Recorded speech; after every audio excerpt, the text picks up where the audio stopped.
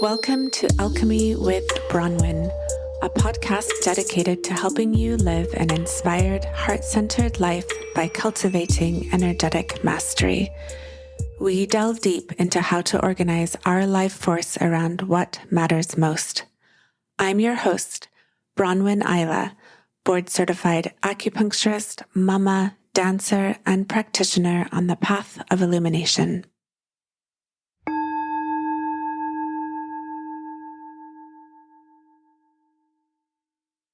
My name is Bronwyn Ayla, and I'm speaking at this new moon that marks the beginning of winter. This is the time of the solar cycle when it is wise to stop, slow down, and take a break. According to Taoist medical theory, the biggest cause of disease is a failure for us to live in accordance with the cycle of the seasons. And as the planet rotates around the sun, it moves through progressive phases which invite corresponding shifts in conduct. It's actually every 2 weeks that we enter a different chi node or cycle. And each cycle invites us to shift our conduct according to the season's changing landscape. So if we act, for example, in midwinter, the way we did during the summer solstice, we make ourselves vulnerable to dis-ease. And most of this medical theory is coming from about 600 AD, Tang Dynasty, China. And I received a lot of these teachings from my teacher, Lu Ming, who passed away a few years ago. If you'd like to hear more about this lineage and the Tong Shu, which is the Chinese almanac, that is where a lot of the information about the cycles is based, you can go to my website at bronwynayla.com/cycles. So when we are living in harmony with the cycles, we align ourselves with an earthly realm. And, we have an ancestral prayer to live in a deeply embodied earthly existence that is in harmony with our surroundings. We don't live in a fairy world. We're not living in a place of ghostly, it's like living as a ghost, actually, if we begin to not live in a way that's connected to what's happening around us. This is how ghosts behave. So having an earthly existence and being in the body world requires us to, if we want to be in health, to live in conduct with the way the earth is suggesting with its cycles. So the environmental chi needs to be taken into account when considering correct conduct. And conduct in this context is not a Judeo-Christian kind of concept of punishment or morality. It's simply a resultant. What we experience in the present moment is the result of our conduct in the past. So we're now moving into the first days of winter when the yin hides the yang. It's a time of growing cold where we develop big yin chi. The days get shorter and the nights get longer. Yin characteristics include cold, dark, quiet, inert, dense, watery, and night. Whereas yang is the energy of movement, action, heat, dominance, and production.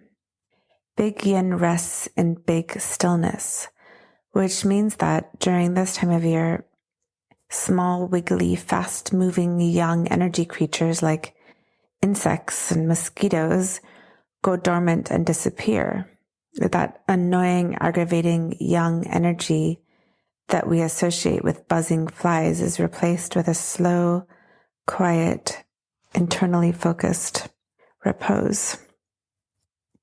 Winter is the time when big yin is free to develop unhampered by Yang's effects of doing, being busy, and moving fast. When we carry the summer yang energy into the winter, we miss out on this tremendous opportunity for recovery that the winter seasonal cycle offers.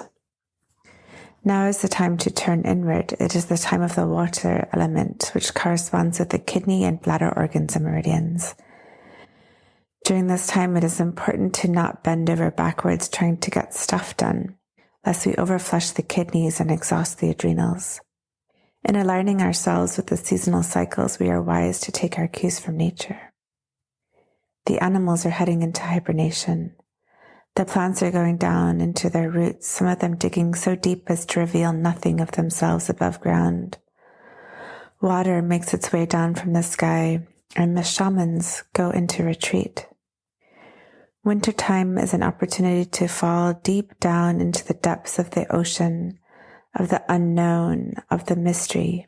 A healthy water element is at home in the depths of the unknown and is comfortable celebrating the darkness. The unhealthy water element keeps going and doing, recklessly pushing the perpetual flight or fight mode, and thus taxing the adrenals as it pushes on, despite the season's call for quiet and stillness. In a harmonized cycle, the autumn is a time to store, while the winter is when we withdraw. Spring's impending resources are external, so we have to cultivate our internal resources during our winter retreat time to be ready for and aligned with the fresh lettuce that spring promises. It's why the craving to live in a warm climate year-round is a symptomatic derangement that demands Yang's constant external engagement while denying the natural cycles the earth endures. So many people will say, oh, in the wintertime I need to go in Mexico or go to this really hot, sunny place. But there's a denying actually of the winter time of the yearly cycle. So I'm going to go over a few simple ways to protect your kidneys during the winter and harmonize with the season. The idea is that the winter actually offers a really amazing opportunity to replenish our kidneys. And if we just keep going, and sometimes on my travels, I meet people who are in the summertime, they're going to a hot place in the winter, and they just kind of keep on this global cycle of only being in the summer zones. And I see a lot of adrenal exhaustion when that happens. And for a while, it's okay. It doesn't really immediately impact us beyond missing out on an opportunity for deep cultivation of wisdom, but it starts to catch up physically to people, especially for women, when menopause comes or when age starts to take more of a toll. So a simple thing that we can do is then go to a dark climate and spend a winter in Finland or Norway or somewhere where the days are short and the nights are long, and let the body actually really rest into that winter darkness. And we do a couple other ideas of ways to harmonize with the season, specifically with this time period from the new moon, which, we know from other cultures is also a time to go inward. We have Samhain, which is about, the Day of the Dead, and this going into the underworld, and of the way it's often celebrated in the Western world with Halloween, or like going into the Dia de los Muertos, kind of honoring the ancestors and taking a time to connect into the world that we don't usually see in the waking, bright summertime. So during this period, the environmental chi is most potent at 9 p.m., as this is when the energy is most precisely aligned with this chi node. This is a time to wind down and to move towards sleep rather than activity. It is auspicious to use this time for a modest qigong practice or for yoga, for breathing exercises. Harness it for meditative practice as well. So most potent time is 9 o'clock in the evening.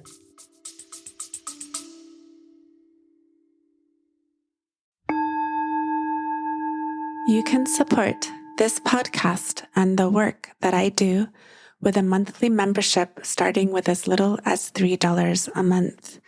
Higher subscription rates give you live weekly calls with me, which include video content. The biggest reason to support this work is so I can continue to make this transformative content for people everywhere in a sustainable way. Please go to bronwyn.love to find out about support options. That's BRONWYN.love.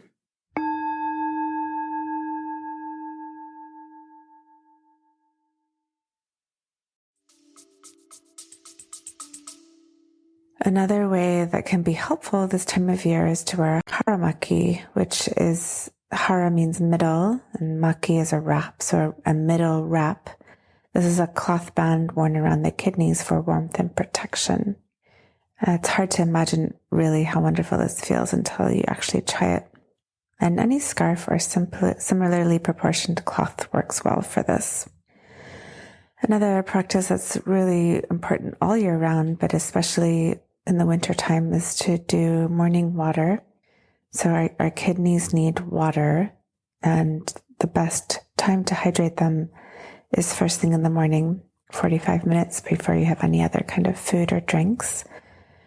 And I would drink a big jar of water with half cold and half boiling water, so it's just drinkable and nice and warm for the spleen. You can put a little bit of orange oil or lemon juice in there, along with a little bit of salt to guide that hydration to the kidneys.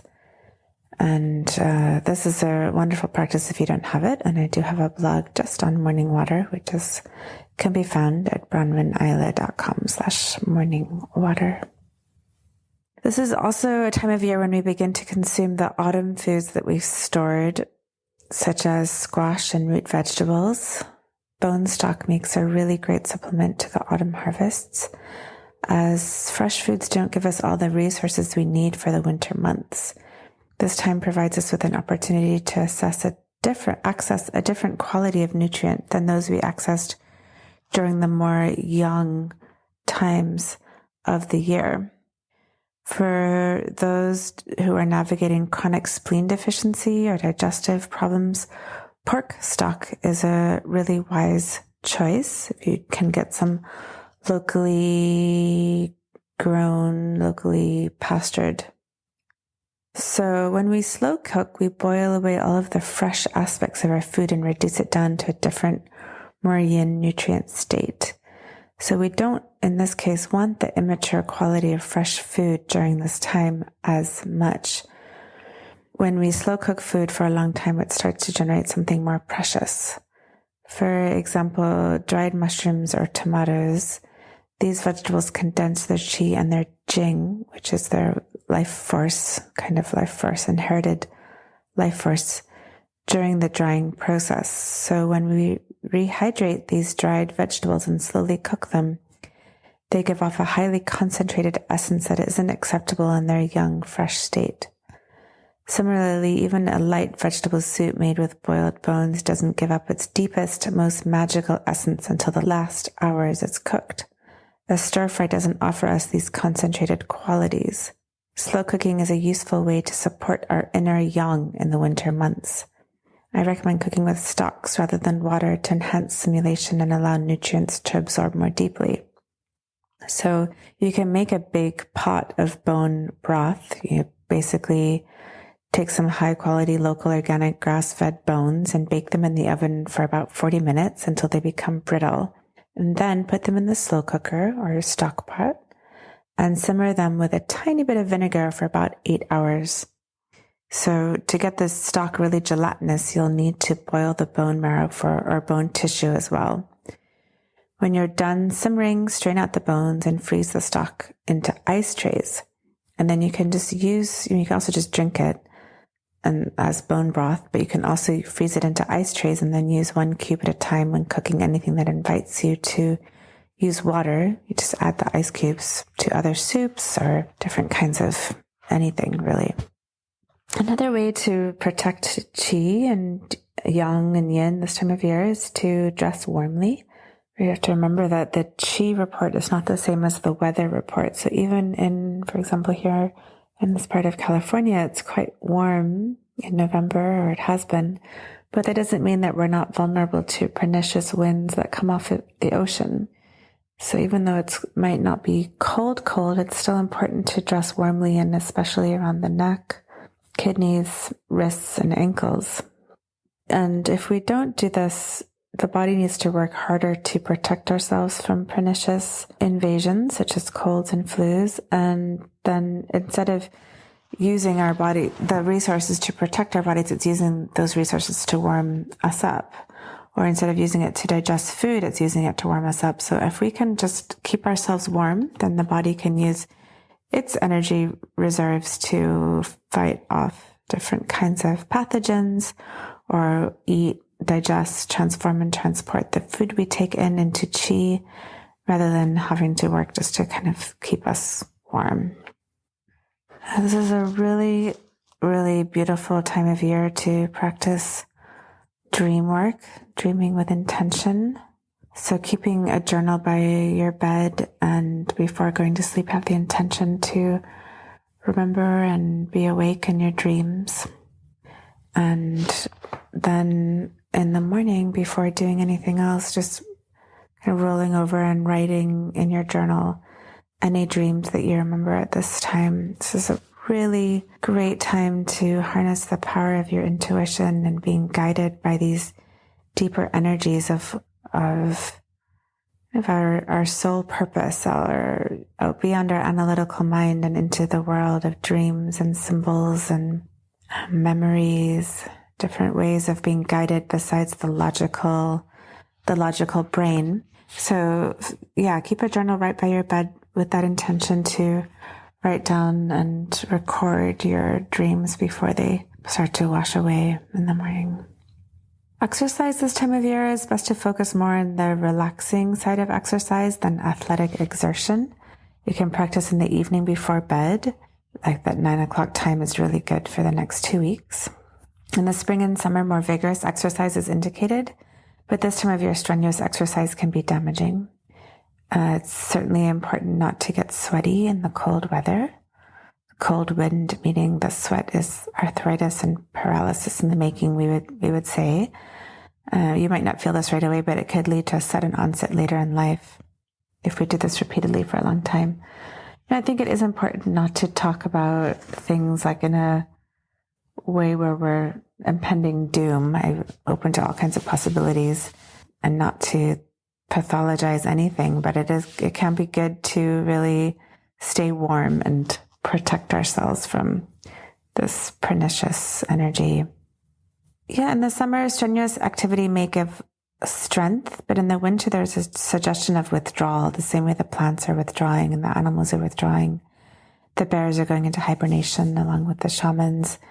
So vigorous training in the summer is great, and then meditation retreats in the winter, because that is a cultivation of a different kind of strength. And it actually changes our notion of strength when we can focus on more of that meditative quality in the wintertime. Strenuous activity in the winter drains chi away from the surface, and cold wind can then easily invade. So misconduct in terms of not wearing enough layers, getting really sweaty, being really strenuous, it routinely enables us with, our misconduct can be enabled by temperature control, like air conditionings and heaters and things like that. So it's like, oh, I'll just get cold and sweaty and then I'll go into this warm room. And then, so it's like an enabling of not actually being in right relationship with the environment. So, light bulbs are that, for example, at nighttime, having lights on allows us to have less time in the dark, less time in that underworld zone, and less time to really contemplate our death. Determined, that we're all going to die, unless you have some secret that I don't know about. So winter is actually a time of year that can prepare us for contemplation of our own death. When, strength is a good idea as a teenager, but the older we get, longevity becomes more interesting and appealing than strength. It's a kind of maturation process where instead of strength being the primary goal, it becomes more longevity and quality. The things that make us strong should turn into those things that give us long life. This idea that I can be stronger than nature, that probably came from Christianity. It's not masterful to not live in harmony with nature. That's not a kind of mastery. That's a kind of teenage strength. So this idea that power that can't respond is not actually power, and strength that can't sense how to use itself is not strength. We need to have the sensitivity to know when to use strength. That's actually an essential part of wisdom. It's not only about being strong. You can even look at this on a fiber level with muscles. It's not only about their ability to contract, but also about their ability to lengthen. Modern life, we often measure strength by contractility rather than ability to lengthen and contract a muscle or a muscle group. So the idea, the invitation this time of year is to relax, not because it's warm, but because it's getting cold and we need to do less. And to relax, this is the natural state. It's not the same as doing relaxation. It's about a returning to our own nature. It's about having nothing to do. It's not about being sedated. It's not an aggressiveness. It's a natural state. It's a relaxed, natural state. It's not about a sloppiness or a slurriness or a warmth kind of relaxation. It's about a cold, slowing down, kind of like the way the water slows down in the winter because it becomes hard and cold and ice-like. Our blood slows down. Everything starts to go slower. This is not really a time to go on vacation in order to feel relaxed. It's more of an original nature. The invitation is more to move towards quiet, the quiet side of our nature, being in our homes, being quiet. In ancient China, it was forbidden actually to travel this time of year. The invitation is to move towards a quietness so that yin can actually be nourished. And part of understanding our health and our nature and our humanness is a nourishment of yin. So when yin is not nourished, we skip a whole level actually of understanding our own nature, our own beingness. We only get to understand one part of ourselves, which is more of an exuberant, outward going, extroverted self. So nourishing yin helps us to get to know our own selves on a deeper, more internal world. It's a movement from focus on the outside to focus on the inner landscape. So we're in the 10th moon of the year. This is the time to go into retreat and to go into hibernation and to reflect and to be reminiscent and to find quiet. Traditionally, this is the time when shamans do go into their winter retreats.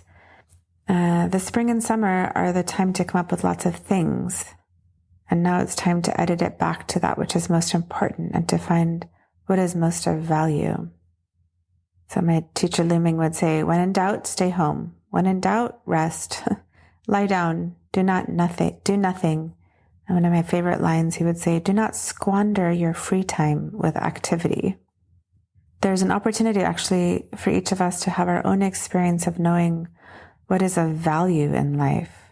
When we use the winter to edit to that which is of value, we can distill down to find our inner truth.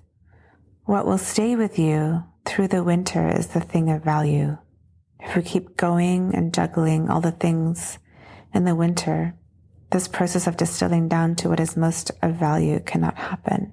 So it's the time to widen down, to be withdrawn rather than celebratory. We don't need to put lights on in our house to pretend it's not dark.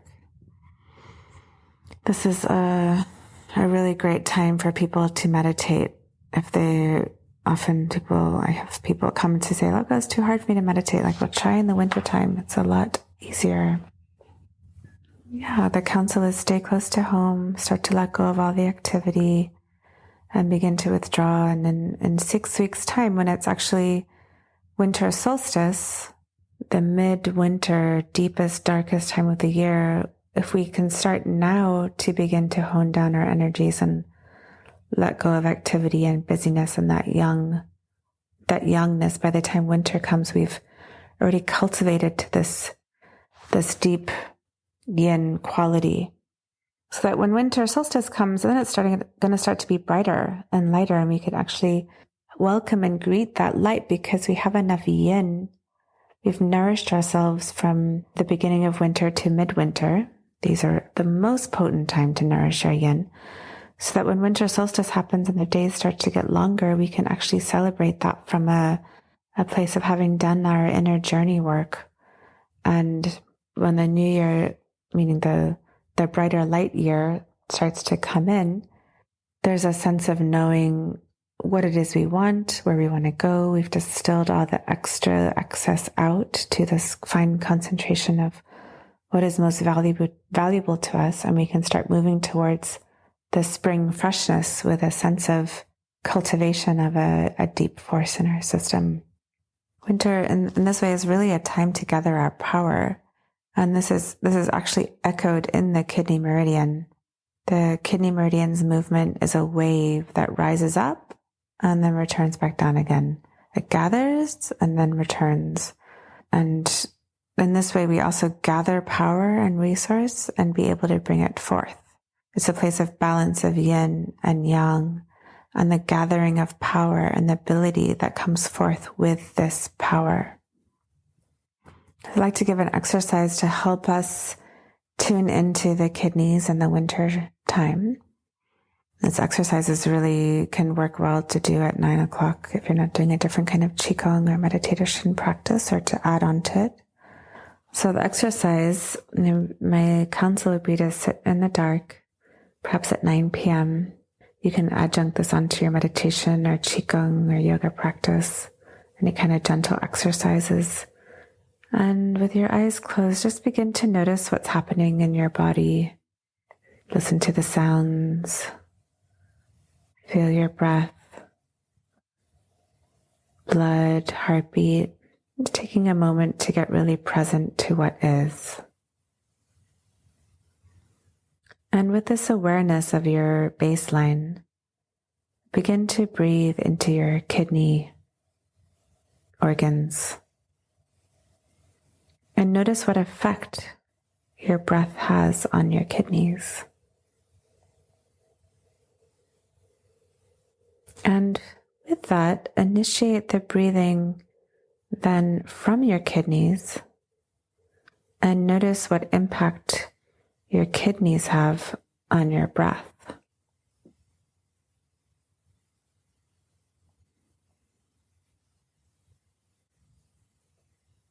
And then we're going to take a moment to sound into the kidneys. And the kidney organ sound is chui.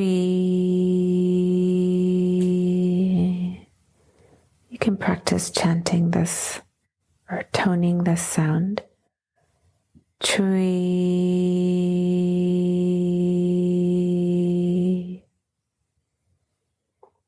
Chui.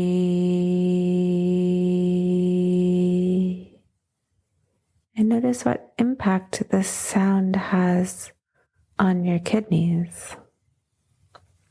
Focus the sound around your kidneys so that they begin to condense.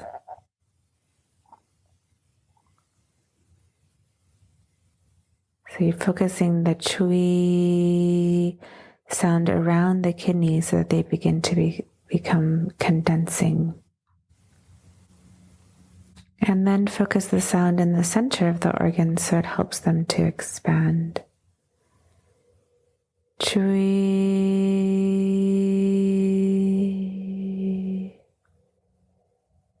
Initiate the sound from the organ and notice how your kidneys change the sound. You can explore variations in pitch and intensity.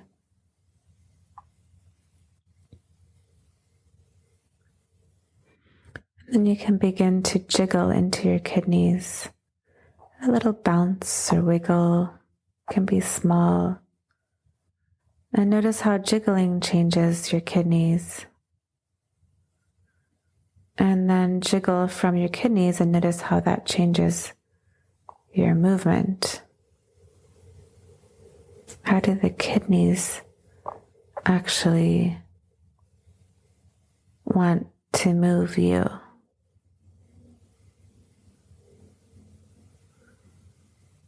So we're moving into the organ and noticing how movement impacts the kidneys.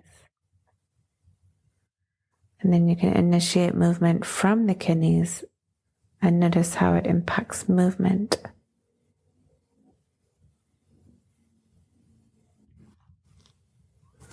Finally, begin to initiate inhaling from the kidneys. And then as you exhale, chui. Let the sounds come from the kidneys as you exhale. Chui.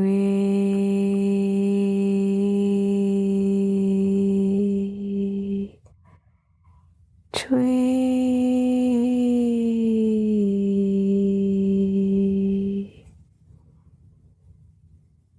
Chui.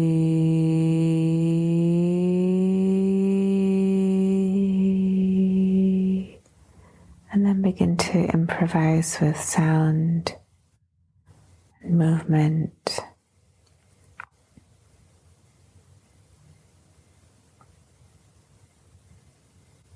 And you can keep going with this as long as feels good, and as you're ready, make your way towards dream time. Thank you so much for listening. I wish you a super deep, blessed up, nourishing time as we head into the darkest time of the year, going from this 10th new moon and heading into deep, dark winter. Go gently, be gentle with yourself and others, be kind, be nourished, slow down. Let yourself say no to overextending yourself and find that deep yin nourishment that's actually only available this time of year. Blessings. If you'd like more information, you can go to my website at bronwynayla.com. Thank you for tuning in to Alchemy with Bronwyn, this podcast which is dedicated to helping you live an inspired, heart-centered life by cultivating energetic mastery. We delve deep into how to organize our life force around what matters most. Send me a message. You can do that in the show notes. You'll see a link. Let me know how it went for you. Also, please remember to hit the like button, support button, all the rest of it. And you can support me to make more great content for people everywhere at bronwyn.love. That's BRONWYN.love. All those links are in your show notes. Many blessings, and I hope to tune in with you again soon.